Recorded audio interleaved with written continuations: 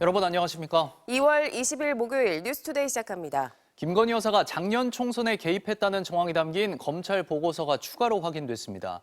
작년 2월에 김 여사가 김영선 전 의원과 연락을 주고받은 통신 내역이 드러난 건데요. 지난해 11월 검찰이 관련 정황을 파악했지만 조사 시도는 없었습니다. 김상훈 기자입니다. 김건희 여사의 공천 개입 의혹이 처음 보도된 건 지난해 9월 5일입니다. 작년 총선 전 김 여사가 김영선 전 의원에게 지역구를 옮길 것을 요청했다는 내용입니다. 대통령실은 해당 보도에 대해 김 전 의원은 애당초 컷오프 됐는데 무슨 공천 개입이냐고 일축했습니다. 하지만 지난해 11월 10일자 검찰 보고서의 내용은 달랐습니다. 검찰은 지난해 2월 18일 오후 3시 반쯤 명태균 씨와 김 여사 간에 이뤄진 걸로 보이는 텔레그램 대화를 확인했습니다.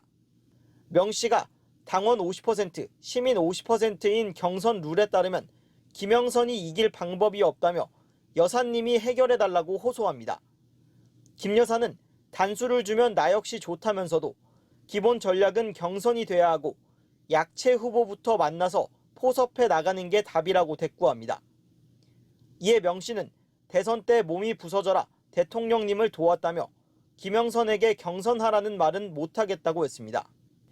검찰은 이 텔레그램 대화 이후 김 여사와 김영선 전 의원 간 연락이 11차례 이어졌다고 파악했습니다. 우선 당일 오후 5시쯤 김 여사는 2번에 걸쳐 김 전 의원과 11분가량 통화를 했습니다. 같은 날 저녁 8시 24분에도 통화는 이어졌습니다.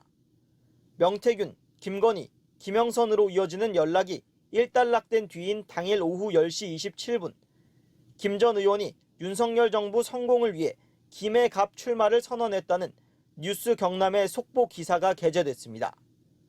검찰은 결국 김 전 의원이 창원 의창 지역구의 컷오프를 미리 알고 김해 갑으로 출마지를 바꾸는 과정에 김 여사가 개입한 건 아닌지 의심하고 있습니다.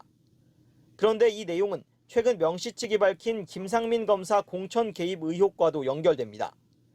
명 씨 측은 지난해 2월 16일부터 19일 사이 김 여사와 나눈 대6번의 통화 내용이라며 김 여사가 김 검사를 창원 의창 국회의원이 되게 도와달라고 말했다고 주장했습니다. 명 씨 측은 당시 김 여사가 김영선은 어차피 컷오프 아니냐고 말했다고도 했습니다. 김 여사가 김상민 전 검사를 돕자는 시점에 김 전 의원에게는 지역구 변경을 종용한 것 아니냐는 의혹이 제기되는 대목입니다. 검찰은 이 내용을 이미 지난해 11월 파악하고도 김 여사를 조사하지 않았습니다. MBC 뉴스 김상훈입니다.